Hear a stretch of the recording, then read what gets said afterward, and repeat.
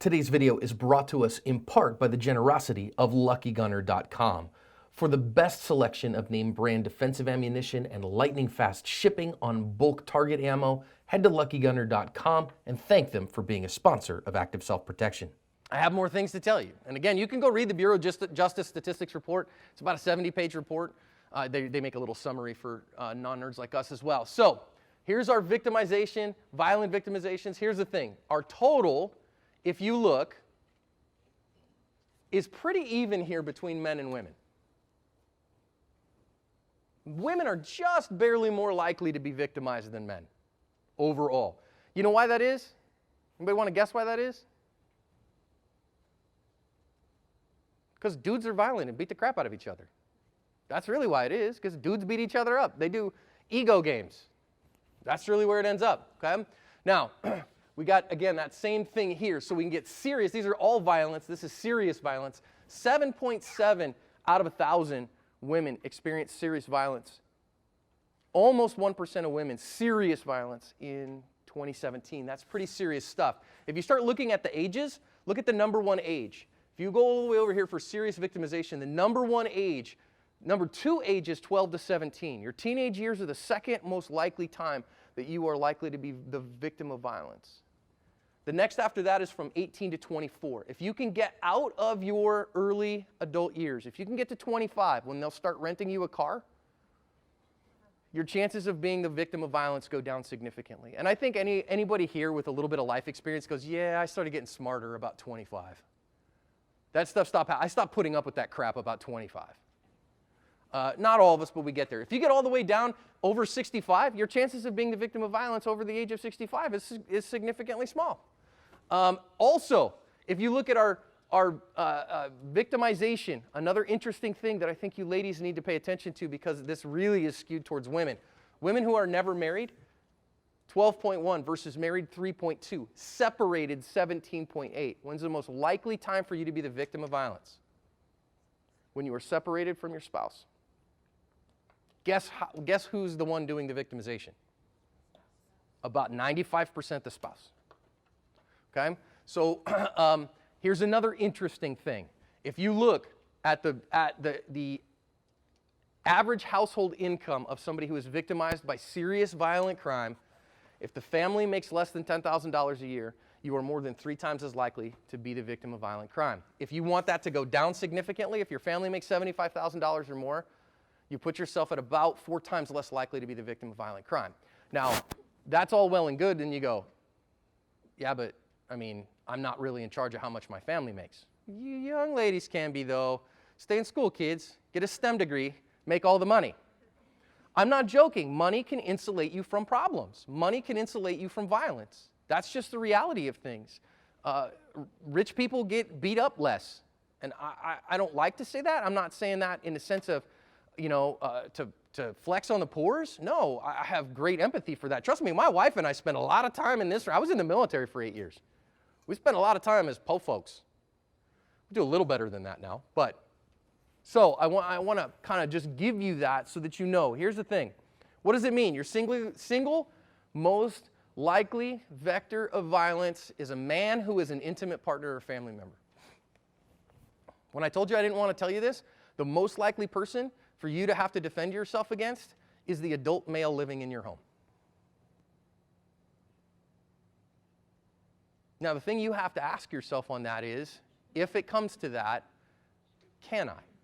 Now, I'm not saying are you going to stand toe-to-toe with an abusive husband and have martial arts time with him, because chances are you're going to lose that fight. But if I could encourage any one of you, if you are experiencing violence at home, there is zero tolerance for that, and get out. Now, I realize how hard that is, and there's a huge psychological and emotional and spiritual thing with that. I pastored for 15 years, and the church for the longest time has taught women to stay in abusive relationships for some ridiculous understanding of submission. If you've been taught that, please accept my apologies for pastors everywhere, because it's a lie, and you should get out, and your pastor should be fired, quite frankly.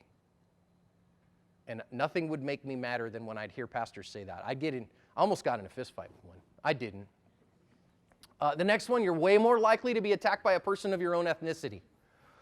I don't have the statistics up there, but you can look at the BJS again. If you are white and you are murdered, there's a 90% chance you are murdered by a white person. And there's about an 85% chance it's a white man. If you are a person of color, guess what? And you get murdered, there's like about a 95% chance that it is a person of your own ethnicity that murders you. You know why? Because it's almost certainly and usually the adult male living in your home. So, has the media maybe stoked up fires of racial problems because we have violence problems? I deal with this all the time, and the number one racism I deal with on my channel all the time is racism against black people. Drives me nuts. I ban fools like crazy. And when I tell them, go look at the statistics. If you get murdered, you're going to get murdered by a dude who looks like you. That's the reality. Okay? Now, that said, stranger violence is still a higher percentage overall than domestic acquaintance. Overall, now I think there's a reporting bias there, but we do have to think about stranger violence, right? Days are long past where we all lived in Mayberry. Now, maybe if you're living in rural Iowa, okay, there's still some Mayberry left, okay, I get that. This ain't it, right? Metro Phoenix is a suburban area, and that's not what we have anymore. And as far as victimization, people of color and lower economic status are more likely to be victims of violence, as are younger people. So this is where I give up my true conservative bona fides and say, yes, indeed, we do have problems in America with unfair victimization, because you just go look at the statistics. People of color and poor people get victimized at a far higher rates than rich white folk. And I say that as a guy who's fair, you know, I mean upper middle class white guy. And so I recognize what a privilege that is that I get that. Okay? So what does that mean for you in your life? Well, you've got to ask yourself some questions here with that, and that is from our statistics. I'm going to ask you to ask a couple questions, but I'm going to show you something first. I have two videos to show you. Neither of them are easy. Okay? This one comes out of Brazil, and this is a domestic. Come on, you know I don't want to do that. There we go. So you can see right here the car, and if you're paying attention, you can see them fighting in the car. Having a big argument. Notice that it's 2:30 in the morning. And they're having a big domestic fight in this car. Can you see them getting violent already? She's trying to get out of the car. How come she doesn't get out of the car? Because he won't let her. It's the bottom line. 2:30 in the morning. You're going to come home. Now, I only show this to you because this really happens. I know when we see statistics, we see numbers. These are people. So watch him go around to the side and get her out of the car.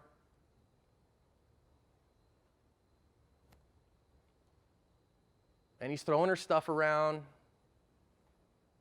And she's trying to get her stuff up. So now he's going to grab a hold of her and choke her on the car and scream at her. Now, she's going to try to get away from him here while he goes and parks the car. It's about, if you go watch the original on this, I'll send you the link if you want. It's about 9 minutes long.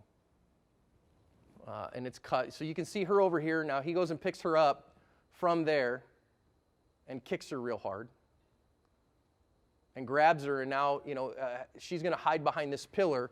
It goes back over here. She's hiding behind this pillar right here. And now she's going to try to run away from him and run into the elevator. So you can see her try to get into the elevator, but the problem is he's right behind her. And now once he has her in the elevator,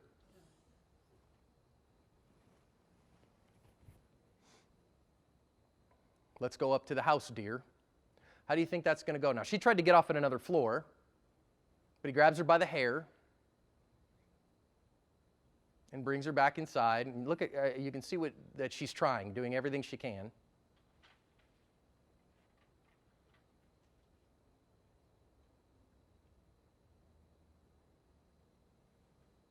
And I'm not trying to scare you, but these are the real things that happen. He took her inside the house, he beat her half unconscious, and threw her off a 4th floor balcony.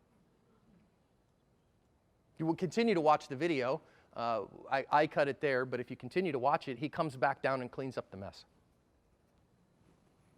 That's the reality of the end of domestic violence. Now, let me ask you this. Do you think that's the first time he's put his hands on her?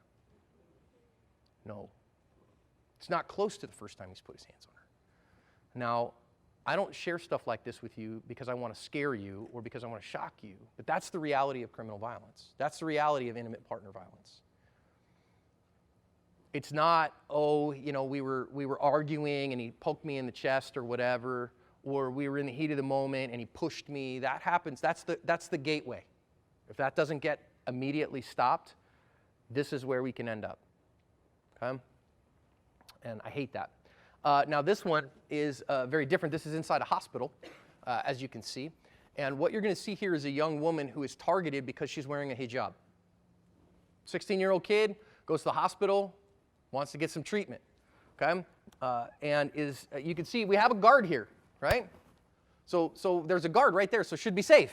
Yeah? Now, this nurse here, this is an area of safety. It's a hospital. But what you're going to see coming down from here is you're going to see the young woman come up right there, wearing her hijab, just asking a question. You can see a guy come up from right here who's emotionally disturbed and has seen her hijab, doesn't really like it, just walks up to her and punches her in the face. And is going to punch her in the face until they make him stop. Why did he punch her? Because of who she was? Now, that's the reality of criminal violence. Now, thankfully, they stopped him, and that was the only one he got. She wasn't badly hurt. She turtled up. They got him off her. Got him off her, and there were other people around. Now, imagine if he caught her on the sidewalk instead of there in the nurse's station. Okay? This is the reality of criminal violence. And again, I don't want to share that with you to scare you, but I do want you to kind of think about it. So here's the first one. If you look at your handout, I have the first one on the statistics of violence. And my first two questions there. Here's what I want you to do. We have 45 of us here. That's exciting. These chairs move. They are not set in an auditorium pattern for a reason, just to get us started. So I want you to pick a few people, maybe even that you don't know, and ask each other these questions. Do any of the statistics surprise you? And then I want you to personalize those statistics. Where are you in those statistics of likely victimization? In other words, if you go, my goodness, I am a 15-year-old girl and my family makes $20,000 a year, I'm high likelihood. Now you might say, ha!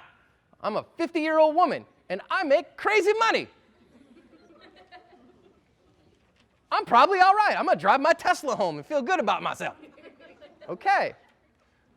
But I want you to ask those two questions. Take about 3 or 4 minutes, get yourself a group, and then we'll come back together and talk about it.